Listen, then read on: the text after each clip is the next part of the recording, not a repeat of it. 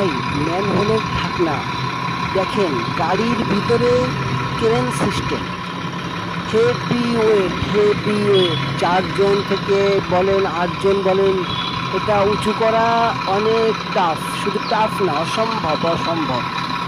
সেইটা গাড়ির ভিতরে ক্রেনে করে নেওয়া হচ্ছে, নামানো হচ্ছে।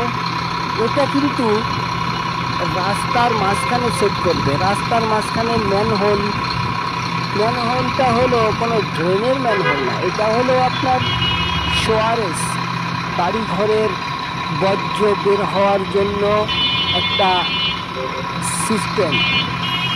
যাই হোক, দেখে ভালো লাগলো যে সিস্টেম অনেক আপডেট হয়েছে।